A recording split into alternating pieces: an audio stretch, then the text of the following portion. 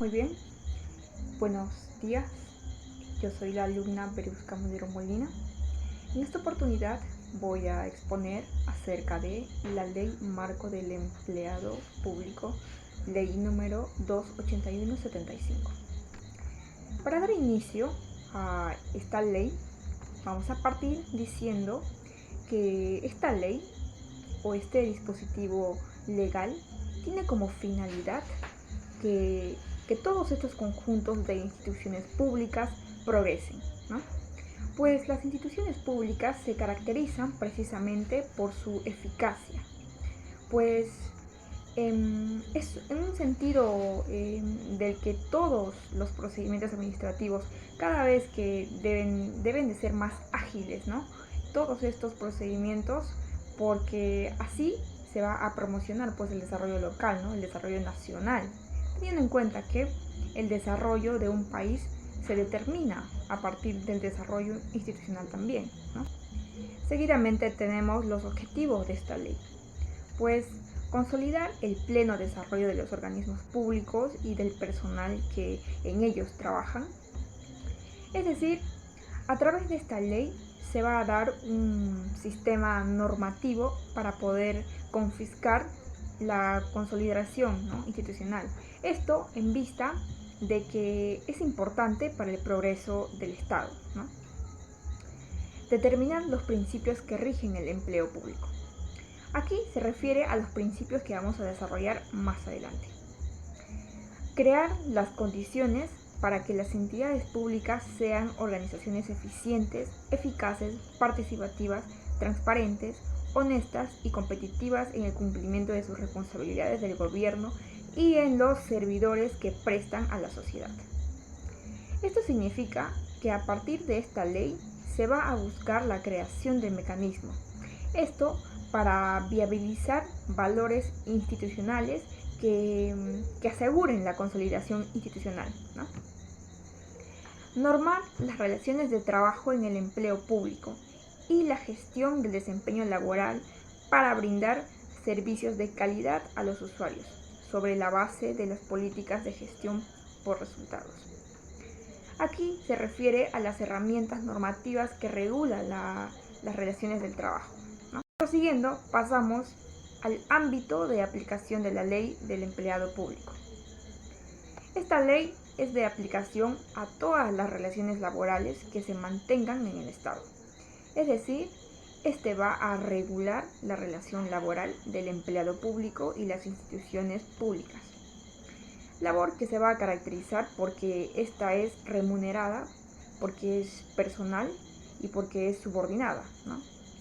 Esto es de aplicación para todas las instituciones que integren el poder legislativo, público, judicial, los gobiernos regionales, los gobiernos locales, los gobiernos constitucionales autónomos, ¿no?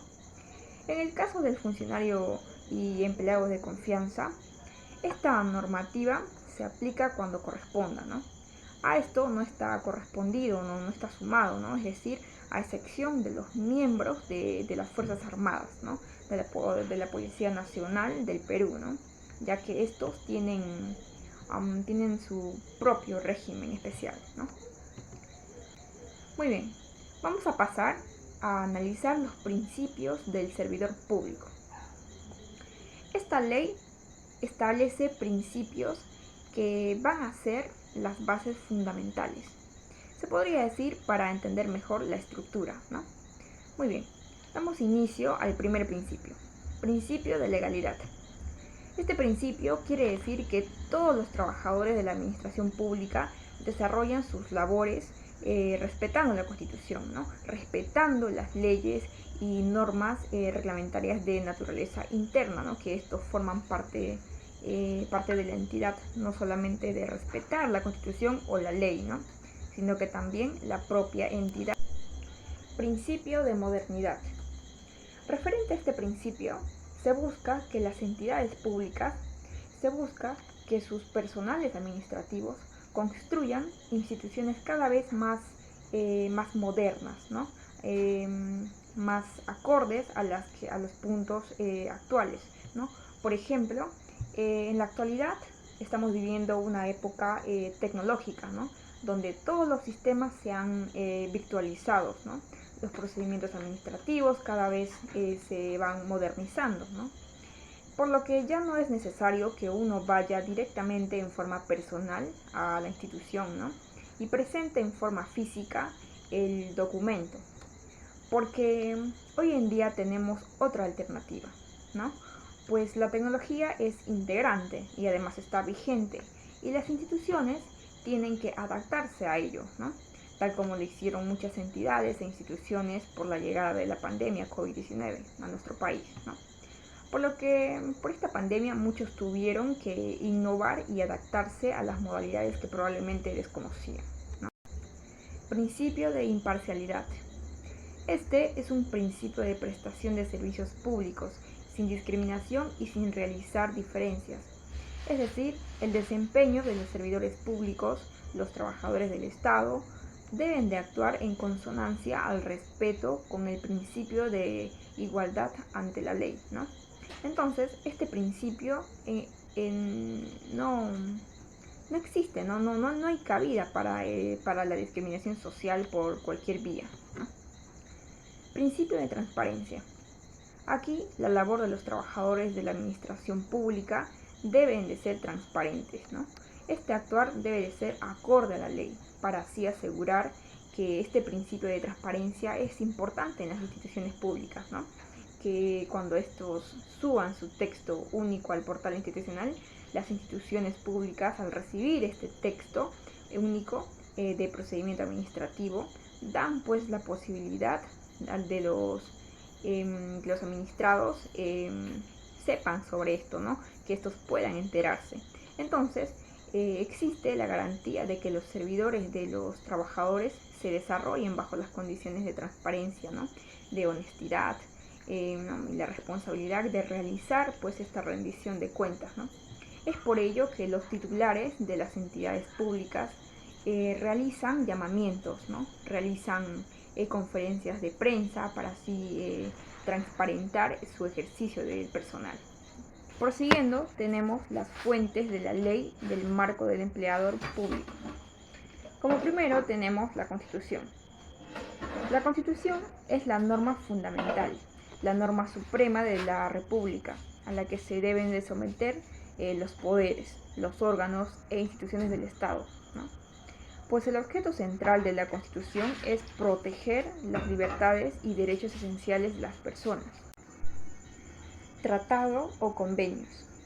Los tratados pueden ser denominados indistintamente como convenios, convenciones, pactos, actas, declaraciones, entre otros. Por otro lado, la terminología moderna del derecho internacional, por ejemplo, en el término apropiado y generalizado para determinar a los acusados solemnes y formales entre los estados, es apropiado, ¿no?, llamarlo como tratados o convenios. Leyes y reglamentos. Las leyes son reglas formalizadas que están establecidas y son aplicables por el gobierno, ¿no? Estos prohíben, obligan o regulan conductas o acciones, ¿no? Por otro lado, el reglamento es toda declaración escrita y unilateral, ¿no? Esto es emanada de las autoridades administrativas. Esto está creado de reglas de derechos de aplicación general y de un grado inferior a la ley, ¿no? Entonces, estas son fuentes de la administración y para la administración. Directiva, Consejo Superior del Empleo Público. Este tiene la función de vigilar el cumplimiento de la presente ley, de tal modo que este emite directivas y reglamentos, controla y sanciona su cumplimiento. También lleva el Registro Nacional de Personal del Empleo Público y su escalón, entre otros. Empleo público. Esta es la función que subordina de las funciones asignadas al órgano institucional. Esto sin tener en cuenta la jerarquía, ¿no? Pues su importancia o responsabilidad del cargo que éste ocupe. Ejecutoría. Documento público y solemne, en que se consigna una sentencia firme, ¿no? Pues la jurisprudencia administrativa son los precedentes judiciales, especialmente del Tribunal Supremo, que complementan el ordenamiento jurídico administrativo con su reiterada doctrina al interpretar y aplicar esto al derecho positivo, ¿no? Convenios colectivos. El convenio colectivo es el acuerdo en el cual se establecen y representan los trabajadores, ¿no? Este regula aspectos de la relación laboral, como salarios, jornadas, vacaciones, entre otras condiciones del trabajo, ¿no? Prosiguiendo, tenemos la relación del Estado con el empleado. Para ello tenemos el artículo 1, que nos habla acerca de la relación del Estado con el empleado. Tal es que la relación que vincula al Estado como empleador y las personas que le prestan servicios, remuneraciones, esto bajo subordinación, ¿no? Seguidamente, el siguiente artículo nos dice acerca de los deberes generales del empleado público. Aquí señala que los deberes del empleado público tal es las siguientes funciones, como cumplir la función del desarrollo del país y la continuidad de las políticas del Estado. También como supeditar el interés particular al interés común y a los deberes, obligaciones que son del servicio, ¿no? También superarse permanentemente en la función de su desempeño. También está el desempeñar sus funciones con honestidad, criterio, eficiencia, laboriosidad y vocación hacia el servicio, ¿no? También como respetar y convocar las instancias de participación ciudadana, estos creados por la ley y las normas respectivas, ¿no? El siguiente artículo nos habla acerca de la prohibición de doble de percepción de ingresos. Aquí, ningún empleado público más de una remuneración del Estado. Esto porque es incompatible, ¿no? Es incompatible la percepción simultánea de pensión y remuneración por los servicios prestados por el Estado, ¿no? Esto a excepción pues de los docentes, los directores o empresas públicas, ¿no? Seguidamente tenemos la clasificación. Funcionario público. Este es aquel ciudadano elegido o designado por autoridad conforme al ordenamiento legal, para así poder desempeñar cargos al ordenamiento, ¿no? Esto como un cargo más alto, ¿no? Para así desempeñar hacia los poderes públicos y los organismos con autonomía, ¿no? Estos también ejercen la función pública, encargados de la implicación, atribuciones, ¿no? Para la toma de decisiones, ¿no? Esto también se cuenta con la confianza en la máxima autoridad institucional, ¿no? Empleado de confianza. Este es un cargo técnico o político, ¿no? Distinto al funcionario público, efectivamente. Y además este está en el entorno de quien lo designe, ¿no? No puede ser mayor al 5% de los servidores existentes, ¿no? Servidor público. Directivo superior. Estos son funciones de dirección por concurso, no más al 10%, que conforman un grupo ocupacional, ¿no? Especialista. Labores que ejecutan los servicios públicos que también conforman un grupo de ocupacionalidad, ¿no? De apoyo. Aquellas labores auxiliares de apoyo que complementan y conforman un grupo ocupacional. Requisitos para la convocatoria. Aquí existen 3 requisitos básicamente, ¿no? La existencia en un puesto de trabajo, la identificación del puesto de trabajo y la descripción de las competencias y méritos. Seguidamente tenemos los requisitos para postular al empleo público, ¿no? Lo que para esto se requiere de la declaración de voluntad del postulante, también tener sus derechos civiles y laborales, ¿no? Y por último, que los demás, de que se señale cada curso, ¿no? Prosiguiendo, tenemos la gestión en el empleo público. Como proceso de inducción, Esta capacitación constituye un requisito básico, ¿no?, para el inicio de la prestación de servicios, de tal modo que el incorporado tiene el derecho a que se le proporcione la inducción inicial, ¿no?, esto al empleado. Capacitación. Aquí la capacitación es un deber, ¿no?, básicamente un derecho público, ¿no? Retribución del desempeño laboral. Pues el desempeño es que se retribuya de acuerdo a un sistema de evaluación con equidad y justicia, ¿no? Progresión. Aquí implica la asunción de funciones y responsabilidades, esto efectivamente de acuerdo a las dificultades, ¿no? Registro de empleados y cesantes. Aquí se mantiene y organiza cada entidad pública y además se mantiene autorizado su registro de empleados y cesantes, ¿no? Seguidamente tenemos los derechos y obligaciones del empleado público. Aquí el empleado público tiene derecho a la igualdad de oportunidades, las remuneraciones y protección adecuada contra el cese arbitrario, el descanso vacacional, las licencias y permisos, los préstamos administrativos, el reclamo administrativo, la seguridad social. Con respecto a las obligaciones del empleado público conforme al artículo 16, estas son: cumplir personal y diligentemente sus deberes, prestar servicios exclusivos en la jornada de trabajo con excepción de docente, salvaguardar los intereses del Estado con autoridad. También no emitir opinión en nombre del Estado, ¿no?, solo con autorización expresa y bajo responsabilidad. También el actuar con transparencia, actuar con imparcialidad y sobre todo puntualidad horaria.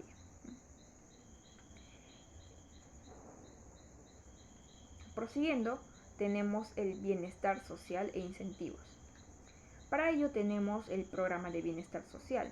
Este señala que la administración pública, a través de sus entidades, deberá de señalar y establecer políticas para así poder implementar el modo progresivo, ¿no?, de los programas de bienestar social e incentivos dirigidos esto al empleado y su familia.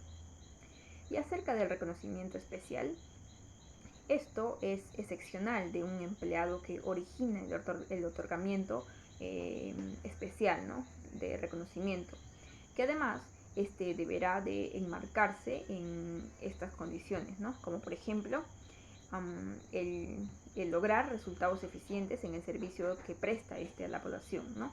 También como contribuir un modelo de conducta para el conjunto de empleados, ¿no?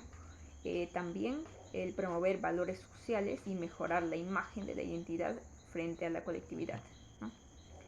Régimen disciplinario. Régimen disciplinario. En este capítulo tenemos responsabilidades, inhabilitación, rehabilitación y procedimiento disciplinario. Responsabilidades.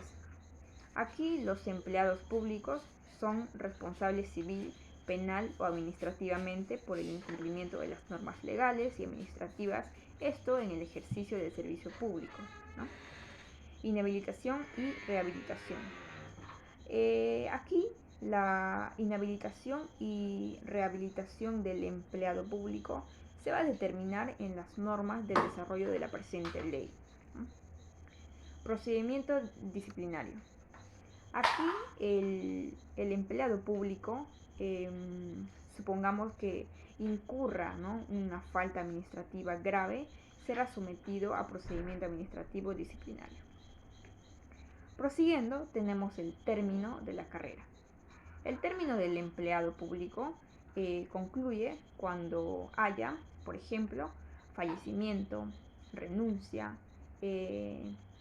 mutuo disenso, destitución, invalidez permanente que no le permita, por ejemplo, cumplir sus funciones, ¿no?, jubilación, cese, ¿no?, entre otros. Seguidamente tenemos el ente rector del empleo público. Capítulo 1, acerca del Consejo Superior del Empleo Público. Con respecto a la creación, como un organismo público descentralizado, El Consejo Superior del Empleo Político es el ente rector del empleo público, ¿no? Y se creó ahí el Consejo Superior del Empleo.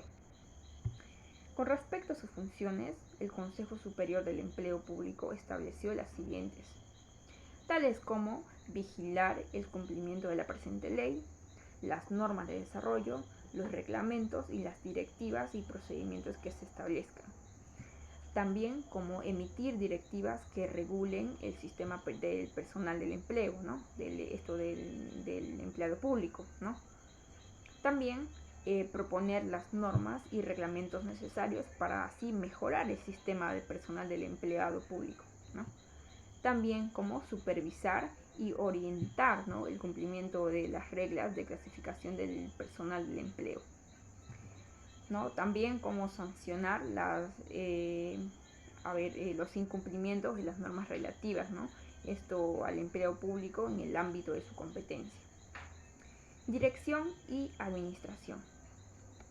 Los directivos y administración del Consejo Superior del Empleo Público va a estar a cargo de una junta de consejeros integrados, esto por 5 miembros, ¿no? Quienes van a ejercer el cargo por 4 años y solo podrá ser removido pues por una causa realmente justificada, ¿no?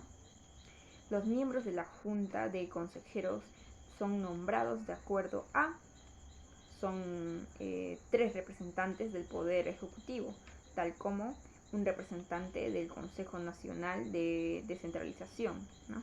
Esto elegido a propuesta de los presidentes regionales y los gobiernos locales. También un representante de las universidades, ¿no? Esto elegido por la Asamblea Nacional de Rectores. Y los requisitos para ser consejero, según esta ley, los requisitos establecidos por la ley son tener un título académico universitario, ser no menos de 5 años del ejercicio profesional en temas de administración pública, ¿no? También poseer estudios de especialización estos vinculados con la administración pública, ¿no? Responsabilidades de ministerios. Las entidades de la administración pública brindarán la información requerida, esto por el Consejo Superior del Empleo Público, ¿no? Esto para el cumplimiento de sus propios fines. Como último tenemos al Tribunal del Empleo Público. Última instancia administrativa en materia de ingreso, salida y pago de remuneraciones. Y con respecto a la calidad de miembros o a aquí los integran pues, si no me equivoco, 3 vocales, ¿no? Por 3 años no renovables. También los designa el Consejo Superior del Empleo, ¿no? Está prevista también la descentralización de las salas, ¿no? Entonces se requiere ser mayor de 32 años y por último ejercer la abogacía entre 7 años, ¿no? Y tener probado honorabilidad, ¿no? Entonces, a modo de conclusión, hacer mención, un breve comentario, ¿no? Sobre el objetivo de esta ley. Pues sus objetivos son desarrollar los organismos públicos y de su personal, ¿no? También precisar los principios que los rigen, ¿no? Por ejemplo, tal como crear condiciones que son estos propicias por la eficacia, la transparencia, la honestidad y la competencia, ¿no? Así como normar las relaciones entre el Estado y el trabajador.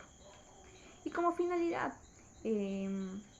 precisar pues que su finalidad es establecer lineamientos generales del personal, esto al servicio del Estado, ¿no? Para así poder modernizarlo, ¿no? Descentralizando y desconcentrando también, ¿no? De tal modo que se van desarrollando valores morales, éticos, ¿no? Esto para lograr un nivel de eficiencia del aparato estatal, se podría decir. Dicho esto, doy por concluida mi exposición. Muchas gracias.